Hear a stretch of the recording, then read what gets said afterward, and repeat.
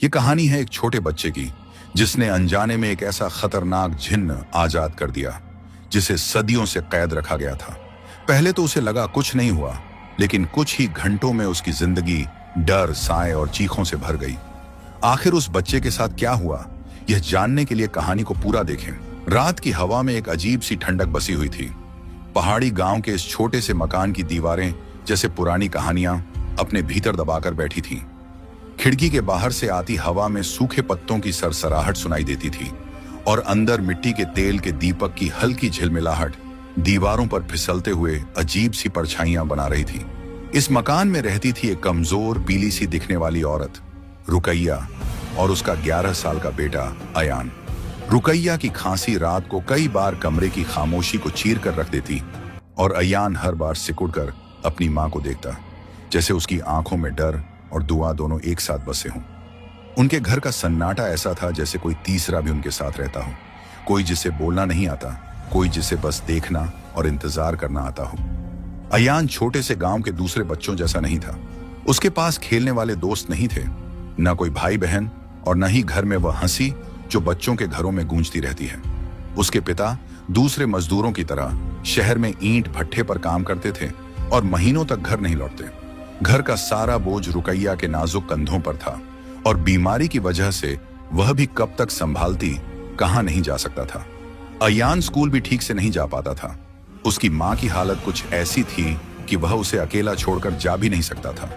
इसलिए वह ज्यादातर समय घर के आसपास घूमता था, जंगलों, खेतों, पुराने रास्तों और उस कच्चे कब्रिस्तान के पास, जहां गांव वाले भी शाम ढलने के बाद जाने से डरते थे। एक दिन जब सूरज ढल रहा था और आसमान में लालिमा फैल रही थी, अयान उसी पुराने कब्रिस्तान के किनारे बैठा मिट्टी से छोटे छोटे खिलौने बना रहा था। हवा में अजीब सी गंध थी और पेड़ों की टहनियां बिना वजह झुक झुक कर जैसे उसका नाम पुकार रही थी। उसकी उंगलियां सूखी मिट्टी में एक आकृति बना रही थीं कि तभी उसे मिट्टी के ढेर में कुछ सख्त सा महसूस हुआ। उसने उंगलियां साफ की और धीरे धीरे बाहर निकाला। यह एक मिट्टी की गुड़िया थी, काली, फटी हुई और बेहद पुरानी। उसका चेहरा पूरी तरह घिसा हुआ था, जैसे किसी ने जानबूझकर मिटा दिया हो। उसकी आंखें भी नहीं थीं, बस 2 गहरी खुरदड़ी जगहें, जैसे कोई बहुत पुराना जख्म। अयान उस गुड़िया को घूरता रहा। उसे पता नहीं था क्यों, पर इस टूटे फूटे मिट्टी के टुकड़े को देखते ही उसके सीने में एक गर्माहट सी उठी, जैसे कोई उसे पुकार रहा हो। वह गुड़िया को उठाकर अपने कपड़े से साफ करने लगा।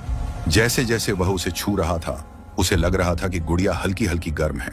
यह अजीब था, क्योंकि हवा में ठंडक बढ़ती चली जा रही थी। इतनी पुरानी गुड़िया यहां कैसे आई, उसने खुद से पूछा, लेकिन जवाब हवा की सरसराहट में कहीं खो गया। उसने गुड़िया को अपने सीने से लगाया और घर की ओर चल दिया। रास्ते भर उसे लग रहा था कि गुड़िया उसके हाथ में हिल रही है, लेकिन जब भी वह नीचे देखता, गुड़िया बिल्कुल स्थिर पड़ी होती।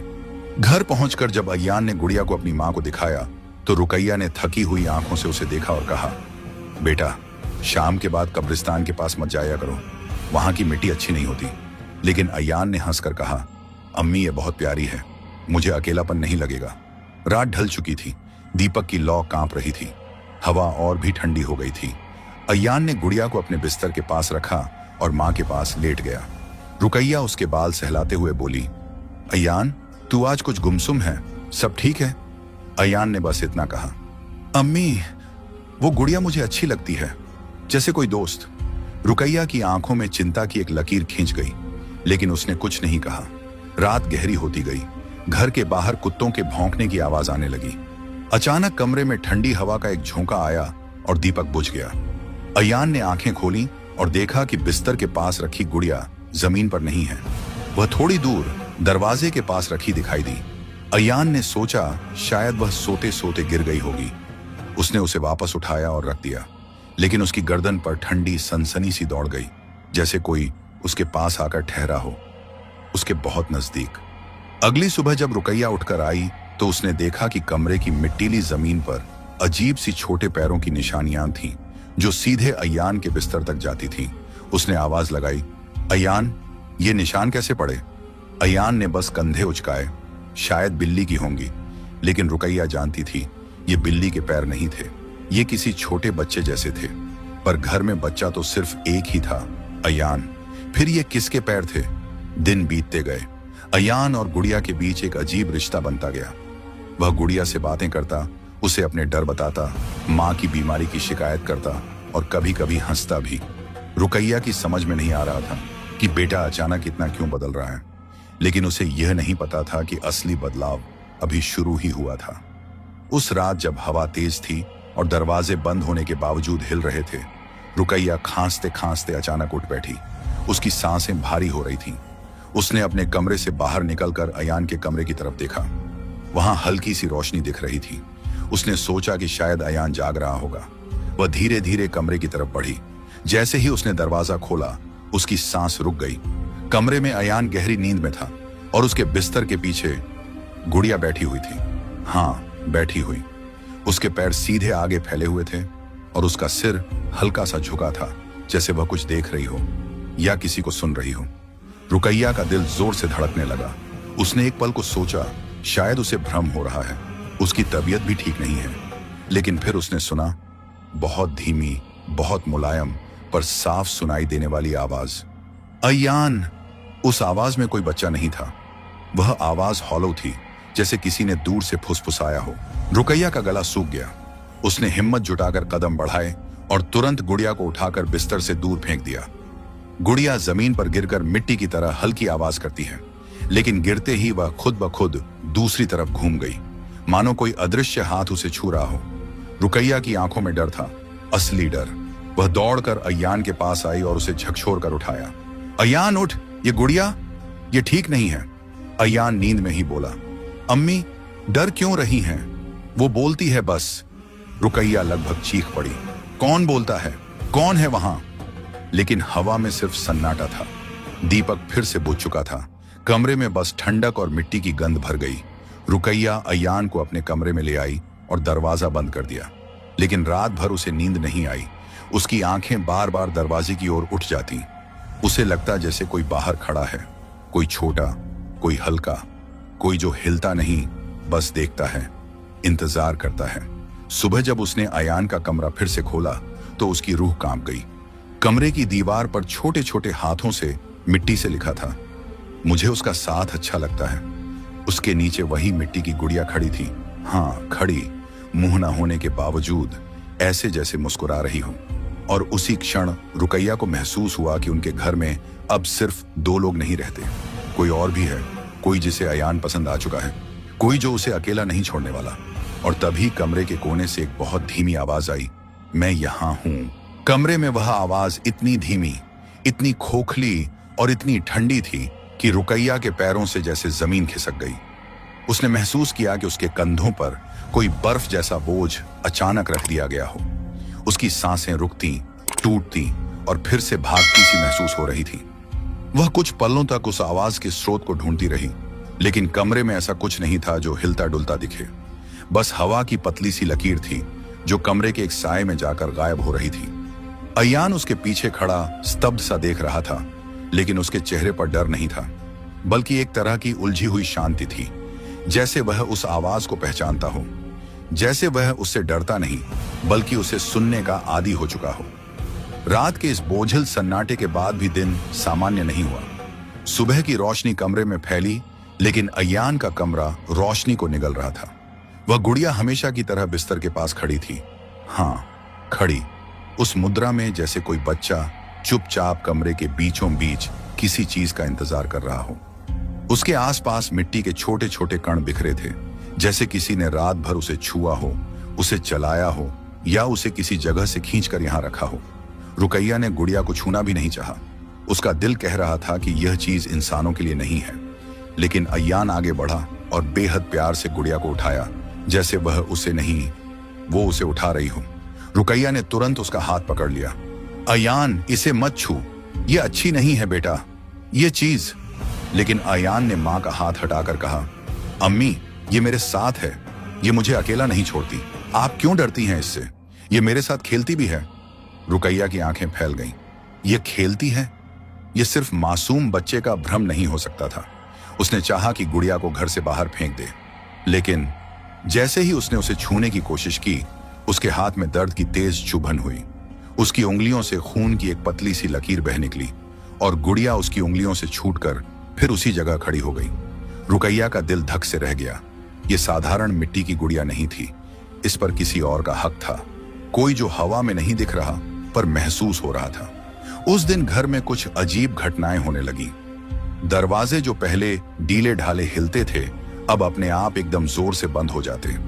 खिड़कियों से आती रोशनी कभी कभी धुंधली हो जाती, जैसे कोई बड़ी परछाई सामने से गुजर रही हो। मिट्टी की हल्की सी गंध पूरे घर में फैली रहती, उसी कब्रिस्तान वाली गंध की तरह। और सबसे डरावनी बात, हर दीवार पर कभी कभी बच्चों की हंसी जैसी हल्की हल्की प्रतिध्वनि सुनाई देती, जैसे कोई बहुत दूर से हंस रहा हो। रुकैया बुरी तरह घबरा जाती, पर अयान जैसे इन आवाजों का अभ्यस्त हो चुका था। रात को जब अयान सो रहा था, रुकैया ने देखा कि उसकी सांसें भारी हो रही हैं। वह डर गई और उसके पास जाकर बैठ गई, उसके सिर पर हाथ फेरने लगी। तभी उसने महसूस किया कि अयान के ठीक पीछे कमरे की हवा अचानक ठंडी हो गई है, जैसे किसी ने बर्फ का हाथ उसके कंधे पर रखा हो। उसने पीछे मुड़कर देखा, कुछ नहीं था, बस अंधेरा। लेकिन वह अंधेरा अब भी उसे घूर रहा था। वह अनजान पड़ने लगी, लेकिन जैसे जैसे उसके होंठ हिलते, कमरे की हवा भारी होती जाती, जैसे किसी को यह दुआ पसंद ना आ रही हो। अचानक अयान ने नींद में ही कहा, अम्मी, वो खड़ी है। रुकैया ने पलटकर देखा। गुड़िया बिस्तर के एकदम करीब थी, उसके पैरों से चिपकी हुई, और उसकी खुरदरी बिना चेहरे वाली आकृति दीवार की तरफ नहीं बल्कि ठीक रुकैया की तरफ थी। उसके शरीर में जैसे जान ही नहीं बची। उसने कांपते हुए अयान को उठाया और अपने कमरे में ले आई, लेकिन इस बार भी नींद उसके आंखों तक नहीं पहुंची। हर थोड़ी देर में दीवार पर हल्की खरोंच की आवाज आती, जैसे कोई छोटा हाथ नाखून से लिख रहा हो। वह घबरा कर उठती, लेकिन उधर सिर्फ मिट्टी का एक पतला सा निशान बन चुका होता, जो फिर गायब हो जाता। उसी रात उसने पहली बार यह महसूस किया कि यह गुड़िया सिर्फ अयान के पास रहना नहीं चाहती, यह उसके अंदर उतरना चाहती है, उसके साथ एक हो जाना चाहती है। अगली सुबह जब उन्होंने कमरे का दरवाजा खोला, अयान की खाट के ठीक ऊपर दीवार पर मिट्टी से एक और लाइन लिखी थी। पिछली रात की तरह नहीं, ये लाइन बड़ी, साफ और ज्यादा गहरी थी, जैसे लिखने वाला अब और मजबूत हो चुका हो। उसे मत छुओ, वह मेरा है। रुकैया चीख पड़ी। अयान ने दीवार की तरफ देखा और अचानक उसे देखकर मुस्कुराया। यह मुस्कान मासूम बच्चे की नहीं थी, यह गहरी थी, किसी दूसरे एहसास से भरी हुई। क्या हुआ अयान? रुकैया ने डर कर पूछा। अयान ने बहुत धीरे से कहा, अम्मी, उसने कहा कि मैं अकेला नहीं हूं, कभी नहीं। उस आवाज में कुछ ऐसा था कि रुकैया का दिल बैठ गया। वह तुरंत इमाम साहब के पास गई। उन्होंने धैर्य से उसकी बात सुनी, फिर गहरी सांस लेते हुए कहा, बेटी, कभी कभी जिन्न बच्चों को निशाना बनाते हैं। उन्हें मासूम दिल चाहिए होता है, साफ, बिना खोट वाला, जिसमें वो आसानी से जगह बना लें। यह गुड़िया कोई साधारण चीज नहीं, यह एक कैद है, एक बंदिश, और शायद अब वह बंदिश ढीली हो चुकी है। रुकैया गुर्राई, तो क्या मेरा बच्चा? इमाम साहब ने सिर झुका लिया। उससे दूरी बनाओ, और ये गुड़िया, इसे छूना भी मत। ये जिंदा है और ये तुम्हारे बच्चे से जुड़ चुकी है। घर लौटते वक्त हर कदम भारी था, जैसे घर के पास जाते जाते उसके पैरों के नीचे की जमीन खुद कांपने लगे। जब वह अंदर दाखिल हुई, उसने देखा कि अयान जमीन पर बैठा गुड़िया को गोद में लिए धीमे धीमे कुछ बोल रहा है, जैसे वह गुड़िया का झूला झुला रहा हो। उसकी पीठ रुकैया की तरफ थी। उसने पास जाकर आवाज दी, अयान बेटा, लेकिन वह नहीं मुड़ा। और फिर अचानक उसने वो सुना, एक और आवाज। अयान के होंठ हिल रहे थे, लेकिन आवाज दूसरी थी, किसी और के गले से आ रही थी, खाली, गहरी और ऐसी जैसे किसी ने सदियों से पानी नहीं पिया हो। माँ, हमें परेशान मत कर। रुकैया के पैरों से जमीन फिर खिसक गई। वह पीछे हट गई। उसकी आंखों में आंसू आ गए। ये उसका बेटा नहीं बोल रहा था, उसके बच्चे के अंदर कोई और था, कोई जो पहले हल्के से फुसफुसाता था, अब सीधे बोल रहा था। अब वह छुप नहीं रहा था। धीरे धीरे अयान ने पीछे मुड़कर उसकी तरफ देखा। उसकी आंखें काली नहीं थीं, लेकिन उनमें एक चमक थी, ऐसी चमक जो किसी बच्चे की नहीं होती। उसने गुड़िया को उठाकर अपने सीने से लगाया और कहा, अम्मी, वह मुझे छोड़कर नहीं जाएगा। रुकैया ने डरते हुए पूछा, कौन नहीं जाएगा? अयान की मुस्कान और गहरी हो गई। जिसे तुम मिट्टी की गुड़िया कहती हो, वह मेरा दोस्त है। वह कहता है कि मैं उसका हूं। उसके ये शब्द किसी खंजर की तरह रुकैया के दिल में उतर गए। इससे पहले कि वह कुछ और कहती, कमरे की हवा अचानक भारी हो गई। खिड़की खुद ब खुद बंद हो गई। दीवार पर मिट्टी की परतें उभरने लगी और दरवाजा लॉक हो गया। कमरे के उस कोने में जहां हमेशा अंधेरा छाया रहता था, एक बहुत धीमी हलचल हुई। मिट्टी का एक कण उठकर हवा में तैर गया, फिर दूसरा, फिर तीसरा, और धीरे धीरे एक काली सी धुआं जैसी आकृति कमरे में बनने लगी। अय्यान ने बिना डरे कहा, वह आ रहा है। रुकैया का दिल जैसे बंद होने वाला था। वह समझ चुकी थी अब यह सिर्फ गुड़िया की बात नहीं थी, अब वह जिन्न खुद कमरे में आने लगा था। दीवार पर उसी धुएं के बीच एक लाइन उभरने लगी, मिट्टी से, खून से, या किसी और अंधेरी चीज से। मुझे पूरा होने में अब ज्यादा वक्त नहीं लगेगा। और उसी क्षण कमरे की मिट्टी की गुड़िया अपनी जगह से उठी, अपने आप, और अय्यान के पैरों के पास जाकर खड़ी हो गई। अय्यान ने उसकी तरफ देखा और बेहद मुलायम आवाज में कहा, मैं तैयार हूं दोस्त, तुम आ जाओ। रुकैया चीख भी नहीं पाई। उसके सामने उसका बेटा अब अकेला नहीं था, वह किसी और का हो चुका था, और जिस जिन्न ने उसे चुना था वह अब पूरी तरह जाग चुका था। हवा जैसे कमरे में बंद हो चुकी थी। अय्यान की आंखें अभी भी भारी थीं, शरीर कांप रहा था, और कमरे की दीवारों पर फैली काली मिट्टी धीरे धीरे ऐसे कांप रही थी जैसे उसके अंदर सांसें चल रही हों। रुकैया का दिल उसके सीने में जोर से धड़क रहा था। हाथों में दुआ की किताब थामे वह समझ नहीं पा रही थी कि जिस चीज ने उसके घर की दीवारों पर लिख दिया था, मुझे पूरा करने वाला उसका दिल है, वो आखिर कर क्या रहा है, उसके मासूम बच्चे से क्या चाहता है। अय्यान उसके बगल में बैठा था, पर उसकी आंखों में जो सन्नाटा था वह किसी बच्चे का सन्नाटा नहीं था, वह किसी छुपे हुए अंधेरे का गहरा गड्ढा था। कमरे में टंगी पीली बल्ब की हल्की रोशनी एक पल में जैसे बुझने लगी, फिर से जल उठी, जैसे रोशनी किसी अनदेखी चीज से लड़ रही हो। रुकैया ने अय्यान को पकड़कर अपने सीने से लगाया, पर बच्चे के शरीर में अब भी एक अजीब ठंडक थी, जैसे उसके अंदर किसी हिमखंड की परतें दबी हों। तभी पीछे से अलमारी के दरवाजे टक टक टक की धीमी लय में अपने आप हिलने लगे। यह आवाज किसी हवा की नहीं थी, ये बहुत नियंत्रित, बहुत सोच समझकर बजाई जा रही ताल जैसी लग रही थी। अय्यान ने अपनी गर्दन धीरे धीरे उस आवाज की तरफ घुमाई। उसकी आंखें फैल गईं, पर डर में नहीं, जैसे पहचान में। वो आ गया, उसने बेहद धीमी आवाज में कहा। रुकैया का दिल जैसे उसकी गर्दन में अटक गया। कौन? अय्यान ने जवाब नहीं दिया। उसकी निगाहें सिर्फ अलमारी पर थीं, और अलमारी का दरवाजा धीरे धीरे खुद ब खुद खुलने लगा। अंदर बिल्कुल अंधेरा था, पर अंधेरा खाली नहीं था। उस अंधेरे के भीतर दो पीली नम सी आंखें ऐसी चमक रही थीं जैसे किसी शिकारी जानवर की जो छिपकर शिकार पर नजर रखे हों। उन आंखों से एक सन्नाटा निगलने वाली ठंडक बाहर निकल रही थी। रुकैया ने दुआ पढ़ना शुरू किया। आवाज कांप रही थी, पर इतना जोर था कि उसके शब्द दीवारों से टकराकर वापस आ रहे थे। तभी अलमारी के अंदर से काले धुएं की महीन परत बाहर निकलने लगी। वह धुआं हवा में फैलकर घुलने लगा, पर उसका आकार हवा जैसा नहीं, बल्कि कुछ जीवित सा था। वह लहरों की तरह उठता, फिर झुकता, जैसे कोई शरीर होने की कोशिश कर रहा हो। अचानक अय्यान के पैरों के पास पड़ी मिट्टी की गुड़िया जोर से हिलने लगी। गुड़िया की गर्दन दाएं बाएं ऐसे मोहड़ी मानो कोई उसे नजरों से देख रहा हो।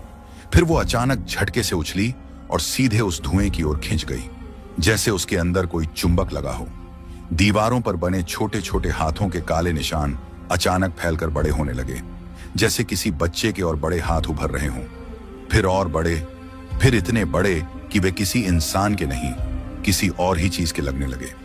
रुकैया रोते हुए दुआ पढ़ती रही, लेकिन उसकी आवाज धुएं में डूब रही थी। धुआं कमरे के बीचों बीच रुक गया और अचानक ठोस होने लगा।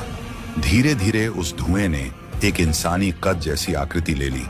काले लबादे जैसा बहता हुआ आकार, पैरों की जगह सिर्फ धुआं, और चेहरा बिल्कुल खाली, सिर्फ दो गहराई में धंसी हुई पीली आंखें। अय्यान खड़ा हो गया। उसके कदमों में कंपन नहीं था, वह किसी ट्रांस में था। रुकैया चीखी, अय्यान मत जाओ, मेरी तरफ देखो। लेकिन बच्चे की आंखें अब उसी जिन्न पर टिकी थीं, जिसने अपने दोनों हाथ, या कहें कि धुएं की दो मोटी शाखाएं, अय्यान की तरफ बढ़ाईं। जिन्न की आवाज हवा की तरह नहीं थी, वह मिट्टी के अंदर से आती आखिरी सांस जैसी थी। भारी, खुरदरी, इतनी डरावनी कि वह कमरे में लगे बल्ब की रोशनी को भी मुरझाने पर मजबूर कर दे। मैं अधूरा हूं और वह मुझे पूरा करेगा, जिन्न बोला। रुकैया ने कांपते हुए चीख कर कहा, उससे दूर रह, वह बच्चा है। जिन्न ने सिर तिरछा किया। बच्चा? उसकी रूह ने सदियों से मुझे पुकारा है। तुम क्या जानती हो इंसानों के वादों की ताकत? एक बार जिस रूह से मैं जुड़ जाऊं वह मेरी होती है। रुकैया के पैरों तले से जमीन खिसक गई। यह कैसी बात कर रहा था? उसका बच्चा किस तरह किसी सदियों पुराने जिन्न का वादों वाला जुड़ाव बन सकता है? वह उसी पल समझ गई कि उसे इस अंधेरे खेल में पूरी सच्चाई चाहिए थी, चाहे वह कितनी भी भयानक क्यों ना हो। तभी दरवाजे पर जोरदार दस्तक हुई। रुकैया लपकी और दरवाजा खोला। बाहर वही बूढ़े आलिम खड़े थे जिनसे वह शाम को मिली थी। सफेद दाढ़ी, कांपता हाथ, पर आंखों में बेचैन चमक। देर हो गई, बहुत देर, उन्होंने कमरे में झांकते ही कहा। जिन्न की आंखें बूढ़े की तरफ मुड़ी, जैसे वह उसे पहचानता हो। बूढ़ा आगे बढ़ा और हाथ उठाया। यह घर तुम्हारा नहीं, यह बच्चा तुम्हारा नहीं, पीछे हट जा। ए कैद, ए नफ्स जिन्न। जिन्न ने धीमी गहरी हंसी हंसी। कैद? मैंने तो अब आजादी का स्वाद छक लिया है। अचानक उसकी परछाई फैलती गई और कमरे के हर कोने तक फैल गई, जैसे चारों तरफ काली लपटें दौड़ गई हों। दीवारें हिलने लगीं, बल्ब फटकर बुझ गया और घर में घुप अंधेरा छा गया। सिर्फ पीली आंखें चमक रही थी। अयान कांपता नहीं था, न रोता था। उसकी सांसें अब जिन्न की सांसों के साथ एक ताल में चल रही थीं। बूढ़े आलिम ने जेब से छोटी सी चांदी की ताबीज निकालकर हवा में उठाई। अल्लाह के नाम से पीछे हट। चांदी की ताबीज अचानक आग की तरह चमक उठी, पर वह चमक ज्यों ही जिन्न पर पड़ी वह गुर्राया, पर पीछे नहीं हटा। जिन्न ने सिर्फ एक फूंक मारी। चांदी की ताबीज काले धुएं में बदलकर बूढ़े के हाथों से गिर गई। रुकैया समझ गई, यह कोई कमजोर भटकता जिन्न नहीं था। यह बहुत पुराना, बहुत शक्तिशाली और बहुत गुस्सैल जिन्न था। बूढ़े आलिम फुसफुसाए, यह सिर्फ गुड़िया में कैद नहीं था, यह गुड़िया की मिट्टी में मिला हुआ था। किसी पुराने जादूगर ने इसे बांधा था, पर सिर्फ आधा। इसके शरीर का आधा हिस्सा अभी भी उस मिट्टी में फंसा हुआ है और आधा आजाद। रुकैया ने कांपते हुए पूछा, तो यह क्या चाहता है? आलिम ने धीमी आवाज में कहा, जिस मिट्टी में इसका बाकी हिस्सा कैद है, उसे पूरा करने के लिए किसी मासूम की रूह चाहिए, और यह उसे पकड़ चुकी है। जिन्न ने यह सुनते ही अपनी नजरें उठाईं। अब मैं छिपकर नहीं बोलूंगा, उसने कहा। उसकी आवाज में अब और भी गहराई थी, जैसे धरती की दरारें उसके जरिए बोल रही हों। मुझे उसके दिल की धड़कन चाहिए। उसके दिल से मेरी मिट्टी पूरी होगी, उसका धड़कना बंद हो जाए और मैं पूरा हो जाऊं। रुकैया की चीख गले में ही अटक गई। अयान के सीने पर नीली रोशनी जैसी अजीब लहरें उभरने लगी। जिन्न ने अपनी काली बाहें फैलाकर उसे घेर लिया। मत छुओ उसे, सोफिया चीखी, पर जिन्न ने सिर घुमाए बिना कहा, तुम सिर्फ उसके शरीर की मां हो, उसकी रूह उसे चुन चुकी है। अयान अचानक बेहोश होकर पीछे की ओर गिरने लगा, पर गिरने से पहले ही जिन्न की धुएं जैसी बाहों ने उसे हवा में थाम लिया, जैसे कोई मां अपने बच्चे को थामती है, पर एक अंधेरी मां। रुकैया ने दौड़कर अयान को पकड़ना चाहा, पर उसका हाथ धुएं से टकराया और पीछे फेंक दिया गया। वह जमीन पर गिर पड़ी। कलाई में दर्द से चुभन फैल गई। कमरा बदल चुका था। हवा इतनी ठंडी थी कि सांसें भी धुंध बनने लगी। दीवारों पर बने हाथों के निशान धीरे धीरे हिल रहे थे, जैसे कोई अदृश्य भीड़ अंधेरे से बाहर आने की कोशिश कर रही हो। फर्श हिल रहा था और बीचों बीच एक नीली स्याह रोशनी उठती जा रही थी, जैसे कोई दूसरे संसार का दरवाजा खुल रहा हो। बूढ़ा आलिम चिल्लाया, रुकैया, उसे अपने पास मत जाने देना। अगर जिन्न उसके दिल तक पहुंच गया तो वह बात पूरी भी नहीं कर पाया। जिन्न अचानक पूरी तरह ठोस होकर खड़ा हो गया, धुएं से नहीं, असली शरीर जैसा। उसकी ऊंचाई किसी इंसान से दोगुनी, हाथों की उंगलियां लंबी और टेढ़ी, चेहरा आधा मिट्टी से टूटा हुआ और आधा धुएं की लपटों से ढका हुआ। और सबसे भयावह बात, उसकी आंखों के बीच माथे से लेकर गाल तक एक दरार थी जो धड़क रही थी, जैसे वह किसी दिल की धड़कन से तालमेल बना रही हो। वह अयान के बिल्कुल पास खड़ा था। रुकैया ने कांपती आवाज में दुआ पढ़ने की कोशिश की, पर जिन्न ने उंगली उठाकर उसे चुप करा दिया। दुआ? तुम्हारी आवाज इस बच्चे तक नहीं पहुंचेगी। वह अब मेरी दुनिया की सीमा पर है। उसकी रूह एक कदम और बढ़ेगी और वह मेरे साथ हमेशा के लिए जुड़ जाएगी। बूढ़े आलिम ने कांपते हुए अपना आखिरी हथियार निकाला, एक छोटा सुरह यासीन की ताबीज। जिन्न ने उसकी तरफ देखा। एक पल, बस एक ठंडी घूरती हुई नजर। ताबीज अपने आप जलकर राख हो गई। अयान की आंखें धीरे धीरे खुली, पर उनमें इंसानी पुतलियां नहीं थीं। वे वहीं पीली रोशनी थीं। रुकैया रो पड़ी। अयान, मुझे देखो, बस मेरी तरफ देखो, मैं हूं अम्मी। अयान ने उसे देखा, लेकिन देखना किसी बच्चे जैसा नहीं था। उसके होंठ बहुत हल्के से हिले। अम्मी। और तभी झिन्न ने उसके कंधे पर हाथ रख दिया। अयान की आवाज तुरंत रुक गई। बूढ़ा आलिम चिल्लाया, रुकैया, यह अयान की आखिरी चेतना थी। अब अगर हम इसे रोके बिना रहने दें तो जिन्न उस पर पूरी तरह उतर जाएगा। जिन्न मुस्कुराया, उतर नहीं, बन जाऊंगा। और अगले ही पल उसने अपनी लंबी काली उंगलियां अयान के सीने की ओर बढ़ाईं। कमरे की हर चीज कांपने लगी। आसमान में बिजली सी चमकी, किसी पुराने भूले बिसरे मकबरे की मिट्टी जैसे कमरे में फैलने लगी। अयान की सांसें रुकने लगी। उसकी छाती पर काले धुएं की परत जमने लगी। रुकैया ने अपनी पूरी ताकत से दुआ पढ़नी शुरू की। आंखों से बहते आंसू, कांपती सांसें, टूटता हुआ दिल। पर उसकी आवाज धुएं में खोती जा रही थी। जिन्न की उंगलियां अयान के दिल तक पहुंचने ही वाली थीं। उसकी दरार धड़कती जा रही थी। अयान की रूह आधी खींच चुकी थी। और तभी कुछ ऐसा हुआ जिसने सबको रोक दिया। अयान ने जिन्न का हाथ पकड़ लिया, खुद अपनी मर्जी से, और अपनी टूटी हुई आधी इंसानी आधी जिन्न जैसी आवाज में कहा, तुम मुझे पूरा नहीं करोगे, मैं तुम्हें तोड़ दूंगा। और कमरा एक भयानक धमाके से दहक उठा। कमरा एक भयानक धमाके के साथ कांप उठा, जैसे किसी गहरे कुएं के अंदर बंद तूफान एकाएक बाहर निकल आया हो। चारों तरफ काला धुआं उछलकर फैल गया। दीवारें चीखने जैसी आवाजें कर रही थीं। बल्ब की टूटी फिलामेंट से नीली चिंगारियां फूट रही थीं। जिस जगह अयान ने जिन्न का हाथ पकड़ा था, वहां से एक चांदी जैसी रोशनी निकली, कमजोर, कांपती हुई, मगर इतनी तेज कि जिन्न का फैलता हुआ धुआं एक पल के लिए पीछे हट गया। जिन्न ने अपनी पीली आंखें चौड़ी कर दी। वह गुर्राया, धीमा, गहरा, धरती फाड़ देने वाला। तू मुझसे विरोध करेगा? अयान खड़ा था, लेकिन उसके पैर हिल रहे थे। उसकी सांसें गहरी और अनियमित थीं। उसके शरीर में जिन्न के असर की ठंडी काली लकीरें दिख रही थीं, जैसे नसों में स्याही घुल गई हो। पर उसी स्याही के बीच कहीं एक छोटी झिलमिलाती रोशनी भी थी, जैसे उसकी रूह अंधेरे के अंदर भी जल रही हो। रुकैया ने अपने कांपते हाथों से दुआ की किताब उठाई, लेकिन उससे पहले ही उसने अयान को देखा, पहली बार पूरे डर, घबराहट और मातृत्व में डूबकर। बेटा, ये क्या कर रहे हो तुम? अयान ने उसकी तरफ देखा, एक ऐसा नजर जिसमें बच्चा भी था और कोई बहुत पुराना अंधेरा भी। अम्मी, वो मुझे पूरा ले नहीं सकता। मैं उसे रोक सकता हूं, लेकिन मुझे। उसकी आवाज टूट गई। मुझे ताकत चाहिए। रुकैया तुरंत उसके पास गई, आंसू आंखों से बह रहे थे।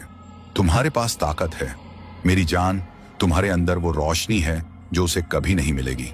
बस मेरी तरफ देखो, मेरे पास आओ। जिन्न ने एक झटके में अपना हाथ फैलाकर रुकैया को दूर फेंक दिया। वह दीवार से टकराकर जमीन पर गिर पड़ी। उसके माथे से खून की पतली लकीर बहने लगी। जिन्न की आवाज सैकड़ों चीखों की परतों जैसे निकल रही थी। तू मुझे नहीं रोकेगा बच्चे, तेरी रूह मेरी है, तेरा दिल मेरी मिट्टी में बंधा है। तू मुझे तोड़ेगा नहीं, तू मुझे पूरा करेगा। और एकदम तेजी से जिन्न ने अपनी लंबी उंगलियां अयान के सीने में ढसाने के लिए झपटा, लेकिन तभी अयान ने दोनों हाथ उठाकर उसे रोक लिया।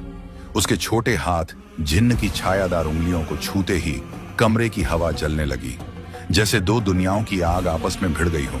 अयान का चेहरा दर्द से विकृत हुआ, उसकी नसें नीली रोशनी से चमकने लगी, लेकिन उसने जिन्न का हाथ नहीं छोड़ा। बूढ़ा आलिम लड़खड़ाते हुए खड़ा हुआ। उसकी आवाज कांप रही थी, पर उसमें एक अजीब सा यकीन था। रुकैया, ये बच्चा सिर्फ मासूम नहीं, ये चुना हुआ है। वो जिन्न तुम्हारी औलाद की रूह को इसलिए चाहता है क्योंकि उसका दिल पवित्र है। इतनी पवित्र रूह अगर अंधेरे में फंस जाए तो वो जिन्न दुनिया में किसी भी दरवाजा खोल सकता है, मगर उसी पवित्रता से वो नष्ट भी हो सकता है। बच्चा खुद लड़ सकता है, सिर्फ वही। जिन्न ने दहाड़ा, मैं सदियों से इस पल का इंतजार कर रहा हूं। कोई इंसान की औलाद मुझे नहीं रोक सकती। कमरा तेज हवा से कांपने लगा। चारों तरफ से चिल्लाहटें आने लगी, जैसे किसी पुरानी कब्रिस्तान की आवाजें दीवारों से रिस रही थीं। अयान का शरीर दर्द से झुकने लगा। जिन्न ने उसकी कलाई पकड़कर उसे ऊपर उठा लिया, जैसे कोई खिलौना हो। अयान की टांगें हवा में लटक गईं। उसका चेहरा सफेद पड़ रहा था, सांसें टूट रही थीं। रुकैया घिसटते हुए उठी, आंसू आंखों से टपकते हुए। नहीं नहीं, मेरे बच्चे को छोड़ दे, जो चाहे ले ले, मुझे ले ले, पर उसे मत।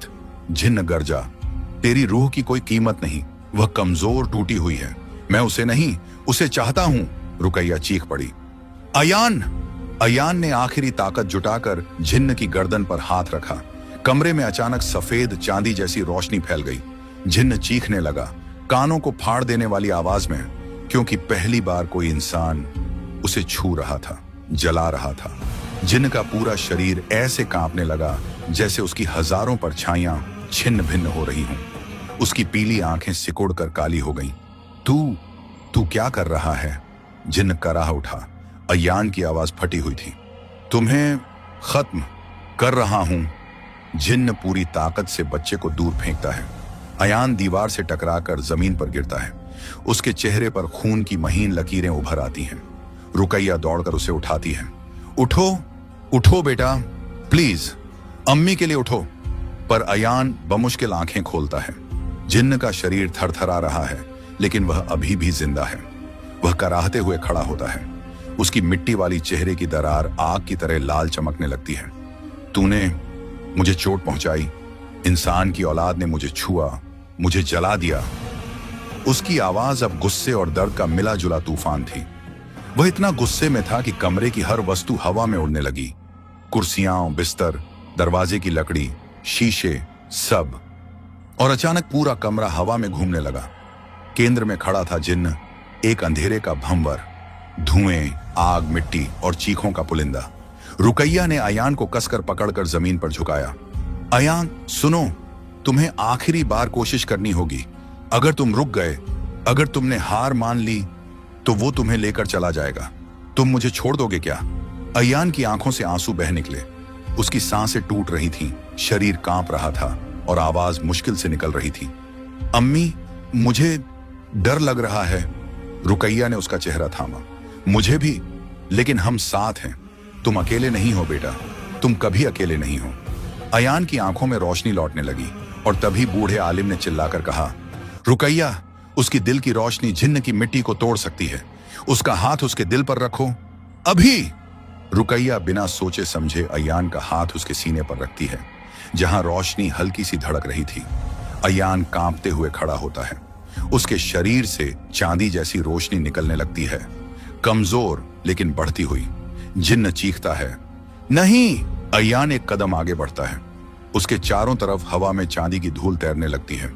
उसके पैर लड़खड़ा रहे हैं। रुकैया पीछे से उसे पकड़कर सहारा देती है। बस थोड़ा और मेरी जान, थोड़ा और। जिन्न पूरी ताकत से उनके तरफ झपटता है। उसकी परछाइयां 100 हाथों की तरह फैलती हैं, पिंजरे की तरह, पंजों की तरह, जंजीरों की तरह।